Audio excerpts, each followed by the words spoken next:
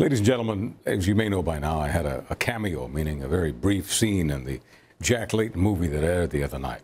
The role was not what we in the business call much of a stretcher. I played myself, a radio talk show host, interviewing a much younger Jack Layton a few decades ago when he was running for mayor of Toronto, a race he lost badly.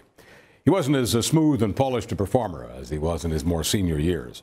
Jack never shied away from doing publicity stunts to bring attention to himself. The theme always was the underdog. Jack was with the underdog. Now, even the scriptwriter of this movie couldn't help but include a line where Jack, the character, says, "Hey, I'm a politician, and if I have to create a publicity stunt to bring attention to an issue, I will." A paraphrase of the scene I did with him where I played the role of the talk show host who finds Jack's act a bit predictable and, shall we say, tedious. Our scene immediately switches to one where he's watching election results and he's losing badly. It was not Jack's night. Now, most election nights didn't go very well for Jack's team, but he managed, unlike many of his fellow NDP travelers, to not allow great big chips of resentment to build on his shoulders. Jack was a man with a good sense of humor, very charming, very media friendly, and very friendly to yours truly, despite being challenged and often called to account in my Dear Jack letters, which rankled many of his supporters who thought I was way over the top in my criticism of their hero. Now, it won't surprise you that I'm not here tonight to praise the NDP Caesar, nor to bury his reputation. When the Prime Minister of this country offered the generosity of the Canadian people by giving Jack a state funeral, he helped to create a virtual bulletproof mask of Canadian patriotism for the man whose crowning political achievement was succeeding at cutthroat politics in the jungles of rural Quebec separatist heaven. Gilles Duceppe's own backyard. Jacques Layton tore Duceppe's heart out. Did Jack do it by being a Canadian patriot? You've got to be kidding. I mean, only a fool would believe that. So it's time for some Canadian, not foolish, common sense. I'm not going to give you the entire play-by-play of the Quebec leg of the campaign in the most recent federal election, but I will tell you that the Jack movie the other night, while it may have been very NDP-friendly, was also very historically factual on a couple of important points. Point number one, the scriptwriter pointed out, by using one of Jack's associates, that the party did not have a ghost of a chance of doing well in that campaign without Jack being a very vigorous and active participant as leader. I mean, he's telling a political NDP huddle in the movie that the party is riding very low in the ratings with the public, but Jack's personal approval ratings are sky high. And that was true then and even truer now. While NDPers would love to believe the movie the other night made the NDP look like a party ready to take power in Ottawa, in reality, all the movie did was superimpose the image that Jack had a great one-night stand with Quebec. And that's why most MPs representing Quebec in today's version of the House of Commons are colored orange. Anyone who knows Quebec politics, and Jack did, knows that in any given election, many seats are up for grabs to whoever is most talented at promising to put a knife to the throat of the federal government. Ever since Mulroney and Bouchard had their falling out a couple of decades ago, the knife had been held by the Bloc Québécois, the red-headed stepchild of the Parti Québécois. And at one time, the BQ was led by Lucien Bouchard, who was so successful leading it that for a while the Bloc was actually the official opposition in Ottawa. Okay, fast forward to the campaign of 2011, where one very long-in-the-tooth Gilles Duceppe is leading the rusty bucket Bloc Québécois. Jack may be using a cane in the campaign, and it's almost at times like he just got off the operating table, but he still had far more natural energy than the grumpy clunker that Gilles Duceppe had become. More important, when it comes to competing for both the soft nationalist and even the hard nationalist, even the separatist vote in Quebec, Jack Layton is advancing the idea in this campaign that he can be a much more effective lobbyist for that crowd than Gilles Duceppe. He tells him that he'll get Quebec more seats in the House of Commons, despite Quebec's low population growth compared to Ontario and the West. Jack Layton promises to put a sharper knife to the Federalist throat than old, rusty Gilles Duceppe. And after a few weeks of that kind of campaign waged in French, Jacques pulls off what must have appeared to much of the country like some sort of miracle. Bloc Québécois becomes transformed into Bloc Orange, and the propaganda is waged by mainstream media that Jack Layton is the Federalist Jesus, turning water into wine, turning separatists into Federalists. Well, of course, it's a Canadian fairy tale, like most political mythology. And it will all come undone in the next few years once it becomes crystal clear that Mulcair ain't Jack, and his knife ain't sharp, and his caucus isn't Federalist at all. When it came to the hardball reality of what happened in 2011, this movie did not give you the real thing. It was a love story, folks.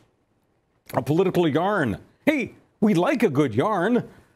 But when it comes to something serious like the preservation of our great country, we kind of prefer the real knitting.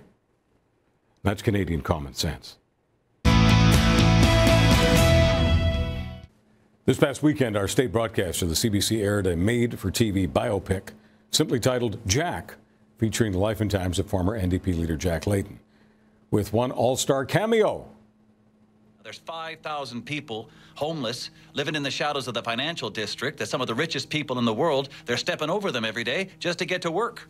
That's right. You know what? Not sitting around begging, going to work. You know, it's people like you make it sound all right. You know that, Jack? No. I mean, let's just all get a tent and sleep in the park, right? See, I didn't say it was all right. I said, I want to do something about it. Yeah, the government will look after us, so why do anything? You know what that is? That's called communism. Okay, we can all agree that homelessness has given this city a black eye. Just look at the squatters in the parks. All right, let's talk about that. Have you been down there to talk to some of those people? No, I haven't. Well, I have, and I can tell you, those are people that are facing some personal challenges, sure, but those are also people who are forming a safe, caring community in a very tough situation.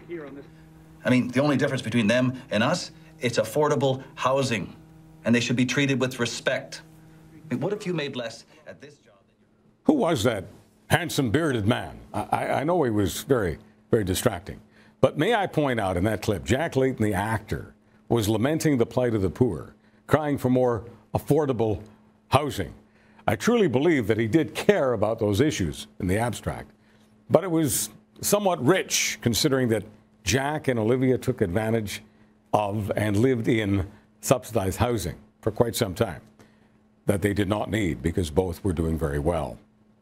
For more on the life and times and portrayal of Jack, we turn to Sun News reporter Mark Dunn. Mark, let me just share with you, I don't know how relevant or irrelevant it is, but as I was sitting there, naturally, I had to do the script.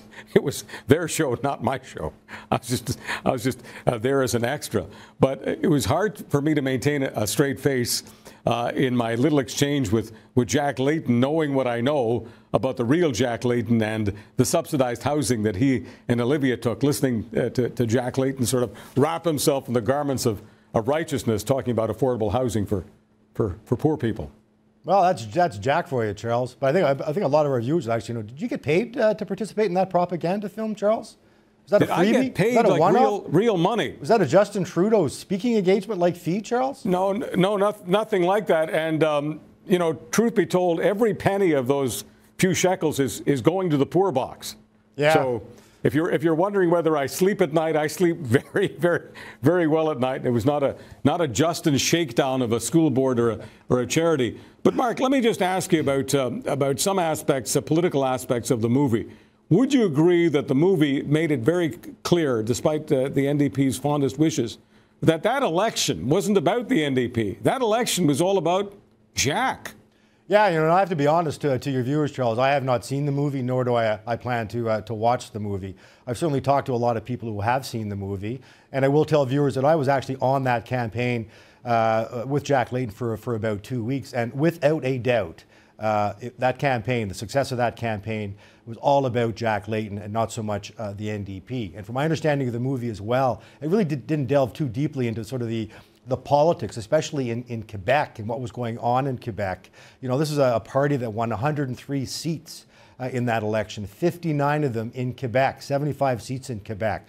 So yeah, a lot of people say it was Jack Layton. I remember I was there at the Forum, the bar next door to the Forum, that iconic photo of Layton hoisting the pint of beer, wearing the century-old Montreal Hab jersey. And people just cottoned on to this guy during that campaign, Charles, and we saw the success at the polls.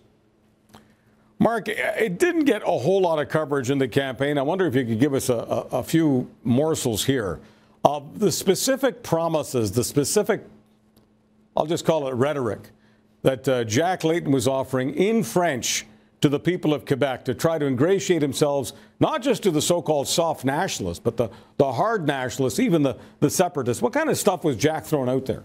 Well, I think, you can come to it from a couple of ways, Charles. You had to look at the situation of the Bloc, the Federalist Separatist Party here in Ottawa. They'd been in power in more than 22 years. But the thing is, they could never deliver. All they ever delivered at the end of the day was hefty paychecks to themselves and, of course, crazy pensions. We look at Gilles Duceppe, walked away with a $140,000 a year pension. Of course, he was one of the Bloc victims in the sorts of, the orange crush, if you like to call it.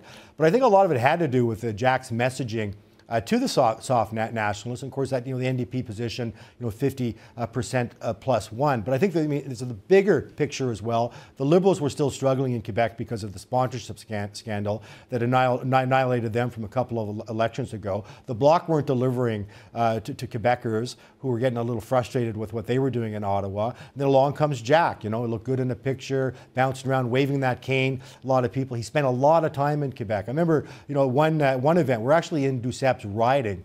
And I remember I was tweeting all through this event because of the number of people who kept coming through the door at this theater and just set attendance records. So I could feel it on that campaign that something was going on. And of course, when things started moving in Quebec, it started to spill over in English Canada. And I think that's where he solidified the overall NDP support and ultimately the 103 seats. Now, you can ask me about going forward because I bet there's one guy who wishes that movie was left stuck in the DVD player somewhere, and that would be the present NDP leader, Thomas Mulcair. Yeah, nary a word. I mean, not a single word. Thomas Mulcair's name was not even mentioned in the movie. Let me just keep focusing on Quebec. I just want to tighten the lens a little bit here. For him to be able to successfully court the soft and hard nationalists, he had to give them the very distinct impression that Jack wasn't going to be pushing federalism, because federalism wasn't exactly candy to that crowd in Quebec. So this idea that Jack was converting them to federalists is nonsense. What he was telling them was that he was going to shake down the federalist tree more effectively than Gilles Duceppe had, put the knife to the throat, as they say in Quebec, much more effectively than Gilles Duceppe had. And even when it comes to seat numbers, which really matters in Quebec, that he was actually going to somehow perform some sort of magic trick to give Quebec more seats during redistribution. That's what he was promising, the nationalists.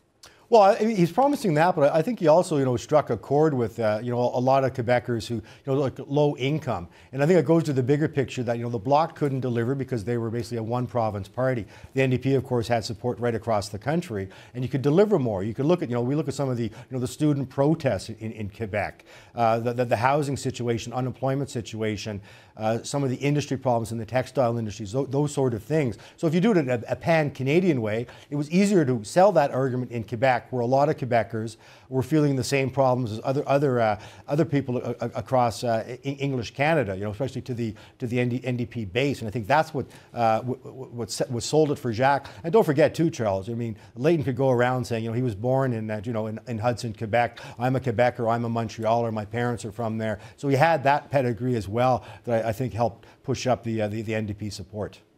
Not to be argumentative here, but I'm from Quebec, and in Quebec, as far as Francophone Quebec is concerned, Hudson might as well be Ontario. Hudson might as well be Alberta. But I want to get past the Quebec deal to the overall issue here. In Quebec and elsewhere, the thought was that if you give Jack more power, it's going to really amount to something, because we know Jack does a good bargain, negotiates well for himself when the government is a minority government. I mean, Jack was able to shake down Paul Martin for a couple of things when Paul Martin was beholden to Jack Layton.